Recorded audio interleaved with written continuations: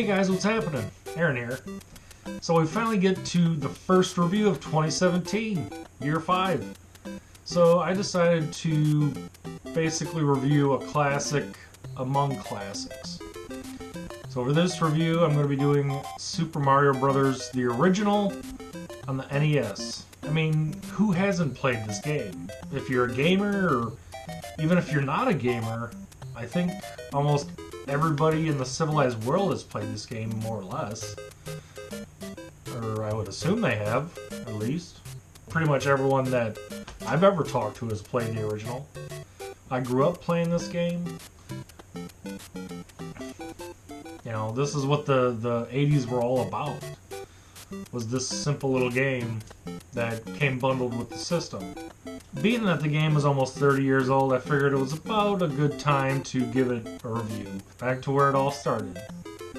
Thanks for watching. Holy crap! Do I really get to review this one already? The first one? The original? The one that launched one of the greatest gaming franchises of all time? And indeed, launched the NES into the history books forever? Well, hell yeah, I do! Let's rewind the hands of time way back to 1985. I was only 4 years old then, but little did we know what was about to go down. Developed by Nintendo R&D 4 and released in 1985 here in America, Super Mario Bros. Took everyone by storm and ushered in the revitalization and rebirth of the home gaming market. The premise of the game is very simple. Princess Peach, originally called Toadstool, is captured by Bowser, an evil Koopa, and it's up to Mario and Luigi, brothers in arms, or brothers in overalls, to rescue her. Things were very simple back then. You basically run left to right, jumping on enemies like Goombas and Koopa Troopas, and collect power-ups and coins. Power-ups come in the form of glowing blocks, marked with a question mark, miscellaneous blocks too that are hidden about the worlds, and yield either a super mushroom, which makes you grow in size, and grants the ability to smash blocks with your fist, and the fire flower, which lets you chuck bouncing balls of death at enemies. In any big form, whether it be via super mushroom or fire flower, it also lets you take another hit before you die, returning you to Little Mario. There's also the Superstar, which makes you invincible for a short while, and provides one of the catchiest tunes ever created.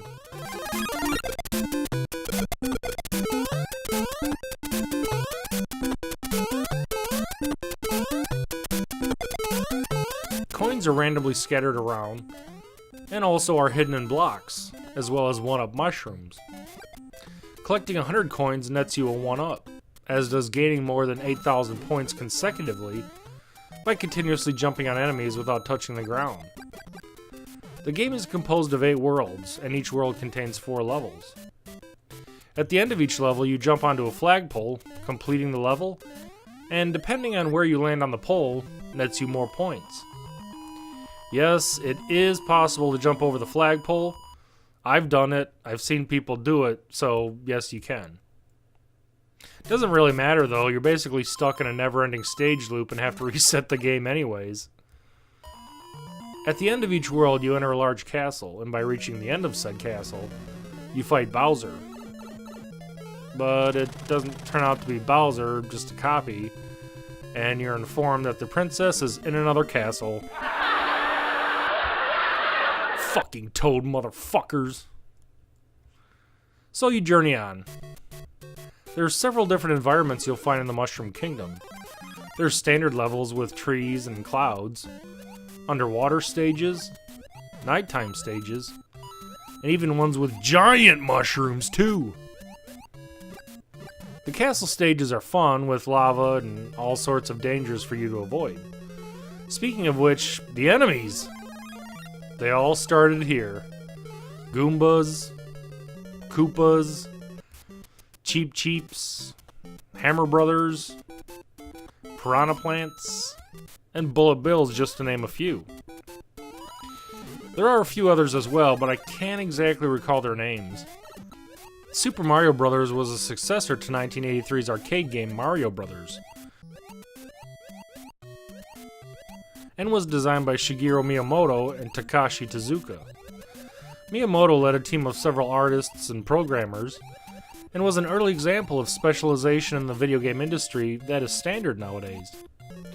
The game focused on jumping and was designed around Small Mario in terms of level layouts.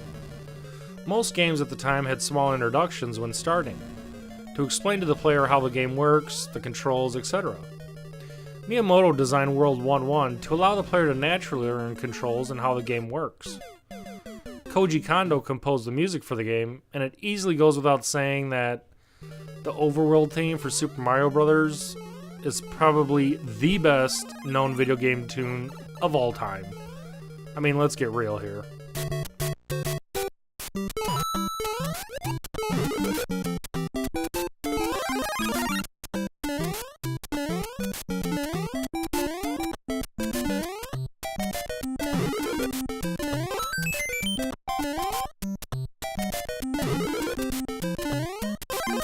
More people probably recognize it than the national anthem. There's also hidden warp zones that allow the player to skip through large portions of the game. Super Mario Bros. Has been ported to many other systems over the years, and has even seen a few upgrades since the days of hair metal bands. First of these was the version included in 1993's Super Mario All-Stars.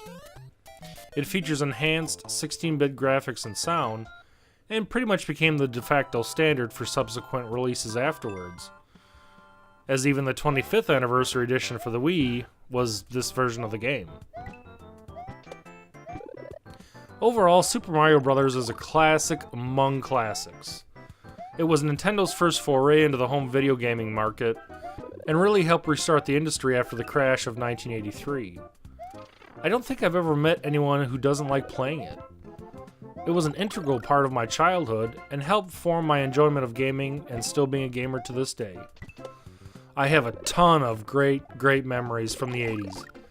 Hanging out with friends, sitting in someone's basement, fighting over who gets to play next after someone died. I miss those days sometimes. Thanks for watching. Thanks for subscribing. If you've never played it before, what the hell are you waiting for? Go check it out.